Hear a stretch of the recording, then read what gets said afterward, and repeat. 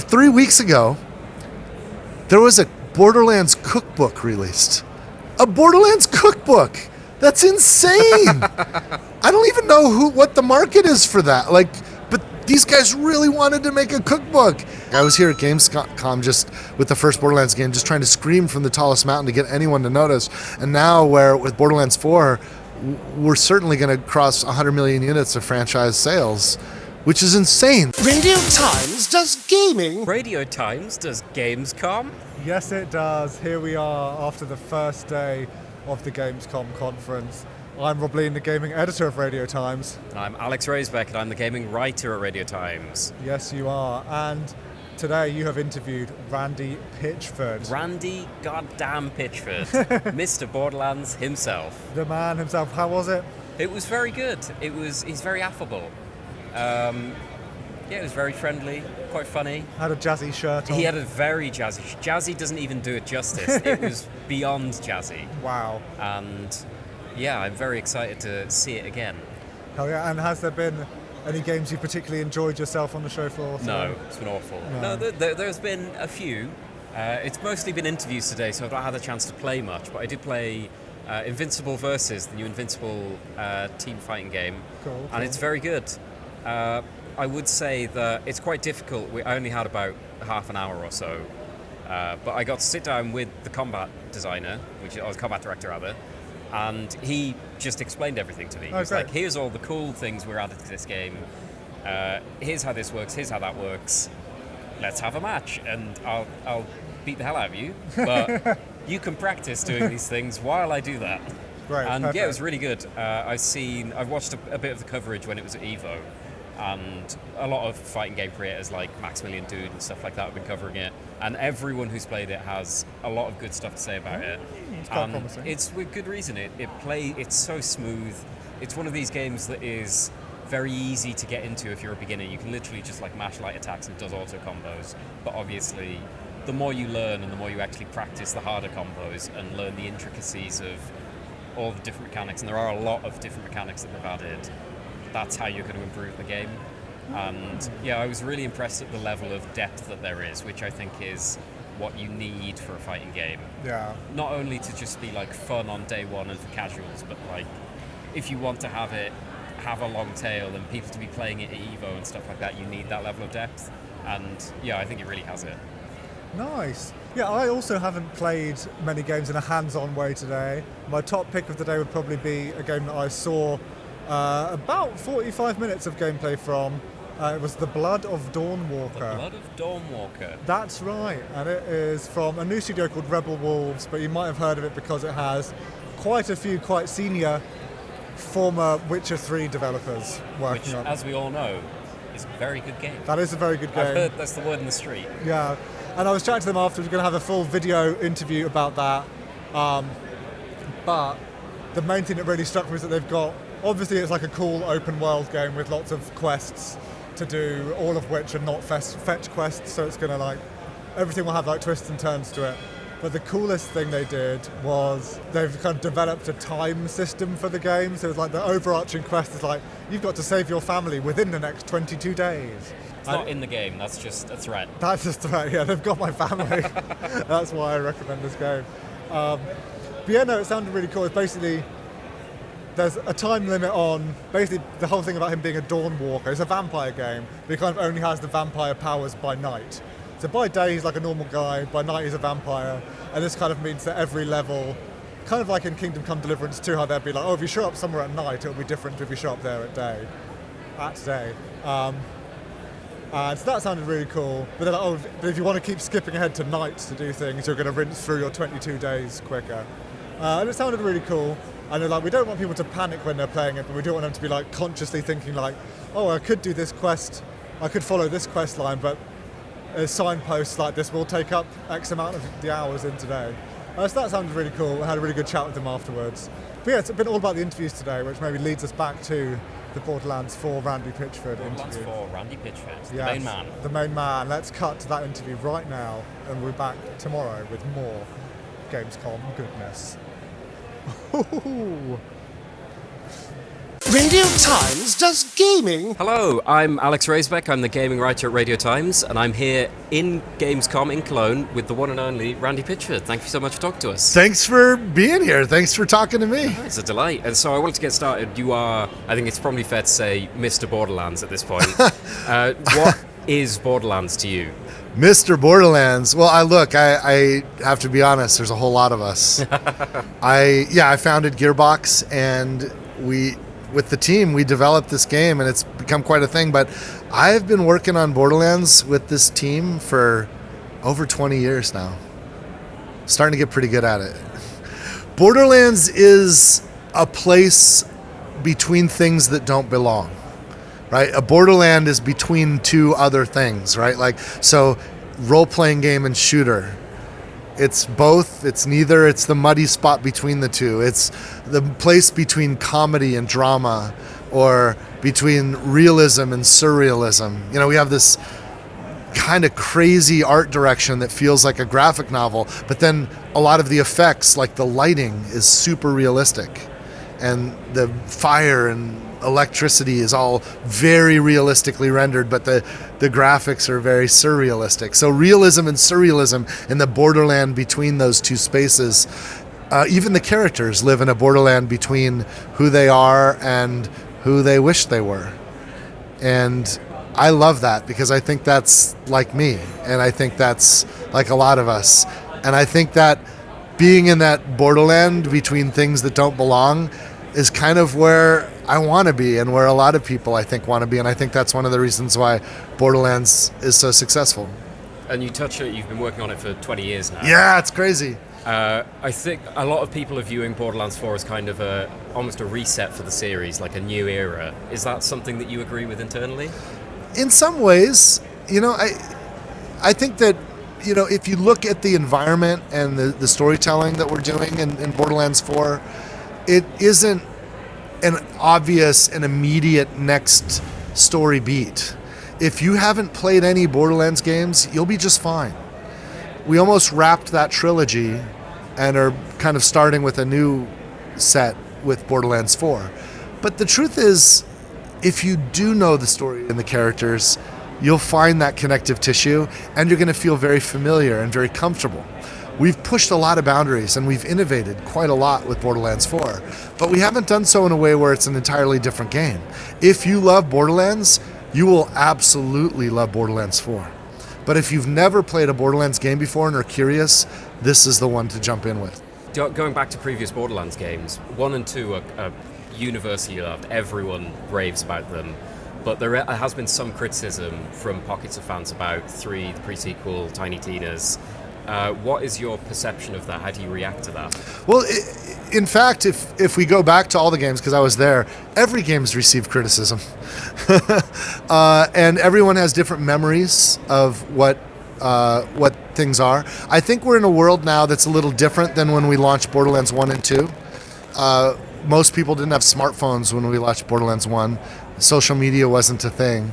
Now there's this sense that we can estimate how people feel about something by reading comments on social media.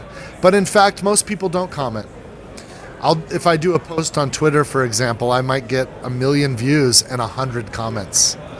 And that's not even 0.01%. We know exactly, you know, you can look at critical review, and you can see that different games have different scores, and they go up and down. I think that Borderlands 2 might have been one of the greatest games ever made. I think that's a high watermark. It's going to be hard to beat that. Borderlands 3 is our most successful game if you look at the commercial response and if you look at the hours people play. So I don't know what measuring stick we want to look at here. And you briefly touched on social media. I think it's interesting that in terms of the games industry, you're unique in that you're a fairly prominent public figure. You have quite a big following in a way that a lot of other developers and even CEOs and presidents don't have. How does that impact your role as president CEO of Gearbox? Well, I don't know that I'm this. I'm not a CEO exactly. I'm a guy who loves video games, who made them, and started a company with 5 friends, and we've gotten pretty lucky, and so we just kind of grown up over the time. And I'm a human like everybody else, and I go to the bathroom, and when I'm sitting on the toilet, I like to use my phone and get on social media, because what else are you gonna do? And I'm not on most. I don't even have a Facebook account. I'm not on Instagram or TikTok, but I did I started a Twitter account when they first opened, and I still mess with it. And it's kind of neat because it's a really cool platform where anybody can interact with me and I can interact with anybody, and that's not really possible elsewhere.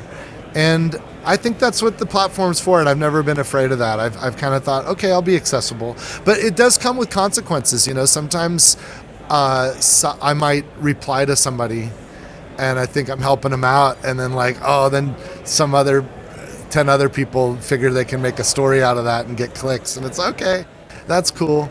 It's all part of how the world works, but it's awesome when that two-way communication is live and real. It's frustrating when it's used against intent. One of the most frustrating things imaginable is when I know what I'm standing for in one case and I mean something, but then somebody purposely or willfully misconstrues that and try to suggest that that's different. That's really frustrating. We make weird stuff. When I came here to Gamescom with the very first Borderlands game, everybody, the industry predicted it was going to fail. And I remember, I watched Opening Night Live with Jeff Keighley yesterday, and he had a show like this show we're on now, and he had a regular guest who was an analyst, and they were talking about Borderlands before the first game came out, and absolutely predicted it was doomed. And I think what the words were that Take-Two is just sending it to die because it was so certain it was going to be a failure. And you know what? It probably could have been, because it's really weird. Who's it for? We're just artists and designers doing stuff we think is cool, and for some reason that one worked, and it worked because of what it was, and also because of what it wasn't. And sometimes we'll try things and it doesn't work. One of my favorite games I ever worked on was a game called Battleborn, and I think the zeitgeist thinks it was a failure. It was weird because, at the time we did about 3 million units of the game, which I thought, wow, that's a big hit. I remember when I was working on Duke Nukem, and it's a dream to cross 1 million units. That seems impossible. But the same time, there were some other games that came out. I remember when we first conceived of it, when I first was developing it, I coined the term hero shooter, and I think that's a term now. And then there are other people that came and made them and just crushed us. Overwatch did 25 million units, and we were just like, oh, I guess we suck, But you know what? We're artists, and we got to just keep making games. And I've committed my entire life to just making entertainment and working with people that love that. And the Gearbox team and I've got people that I work with every day that I love, that I've been working with for 20 years. And we're still having fun, and I feel like we're still getting started. And I think what I want from other artists, because I love all kinds of entertainment, I want them to keep making stuff. One of my favorite bands of all time were the Beatles, and it's so sad that I was alive when all the Beatles were alive and they weren't making more music. And there's never going to be any more Beatles songs. And you know what? Some of my favorite songs of all time are Beatles songs. But also there's some songs they made that, in my opinion, are unlistenable. You know what I mean? But I don't want to burn them down. I want to, cool, I'm glad you had fun with that. Make more, please. Just make us more stuff. And because maybe I'll like something, and then I'll have that chance. And I want to live in that world, where artists can just make stuff and be artists, and some of it'll work and some of it won't, and that's okay. It's kind of the way it's supposed to be. And on the subject of entertainment, we've recently celebrated the 1-year anniversary of the Borderlands movie. Oh my God! Get the 1-year retrospective from Randy Pitchford. Oh gosh, I don't know.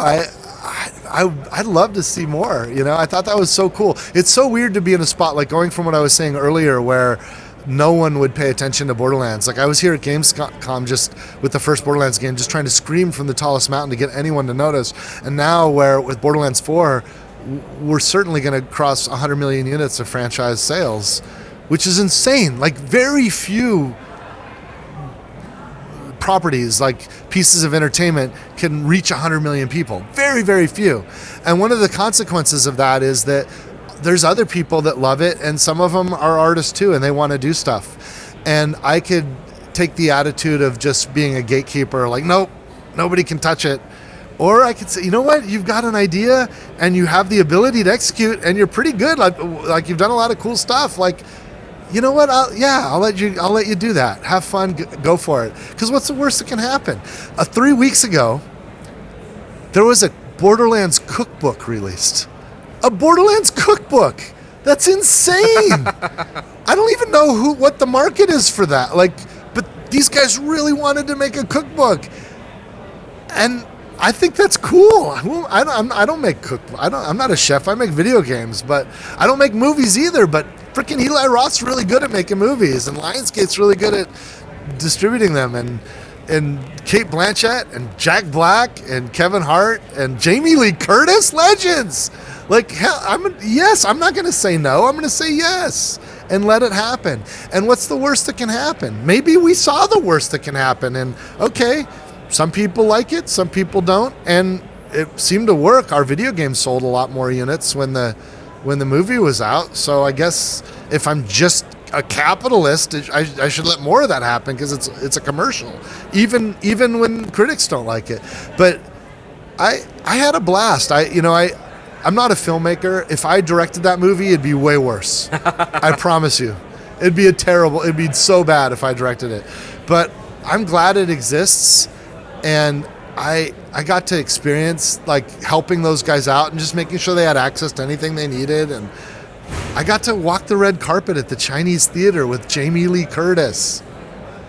Who gets to do that? Yeah, that is awesome. Please promise me if you ever find yourself in a spot where you've made something and it's big and Jamie Lee Curtis is going to play a character, you say yes. Okay, I promise. Say yes. I don't know when that's going to happen. Just let it happen. Holy crap, let it happen. And so I played Borderlands 4 a few months ago when it was taken to Take-Two's offices in London. Oh, cool. It very much feels, and it is the biggest Borderlands ever. Oh, without question. Every element no of doubt it about is the biggest. It's the biggest world. It's got 100 bazillion guns. What for you is like the big selling point? Why should people be excited for Borderlands 4? The fact that it's the biggest is just a consequence of the energy we put into it, and also a little bit technology catching up to our ambition. Like, it's the first seamless, it's a massively open game. I think Borderlands always wanted to be that. It just couldn't be because the technology wouldn't allow it. So we had to stop and interrupt with load times as we moved data in and out of the memory of the computer the machine is running. And now we have the ability to do things we never could do before. But to me, it's not about how big it is. It's about the realization of our ambitions and the fun. I think one of the coolest things, the theme that I set for Borderlands when we started was about the balance between freedom and order, liberty and being organized. Or if you're a fascist, you'd say chaos versus security. Or if you're a anarchist, you'd say autonomy versus fascism, but there's however you slice it, there's a balance between these things, and Gearbox and all of us within Gearbox are going through that, and that during the development of this, and so I pegged that as like, let's commit to that as a theme, and let's build around that theme, and in doing so, it kind of is liberating, and we with the freedom that we are leaning heavily on the side of with this, we decided to cut loose on other things. Like the rules of physics would say, how does a double jump work? But guess what? We're not in the real world. We do not have to respect gravity. We're in a fictional fantasy universe in a video game. And it turns out it's fucking fun. to double jump. So who gives a shit? Let's go. And let's glide and let's dash and let's do all these things that you can't do in the real world. And let's become a fucking legend and a god and just crush all of our enemies because it feels great. And that's a commitment that we kind of made to ourselves when we built it. And I think that's why Borderlands 4 is, like, I'm absolutely certain it's the best Borderlands game we've made. And I think that commitment to the bit and just going all in and not caring, I think that's why. Awesome. Well, thank you so much for talking to us. It's been a Awesome. pleasure. Thank you, man. Cheers. A pleasure talking to you. you. Awesome. Enjoy your Gamescom. Yeah, and you, of course. Radio Times does gaming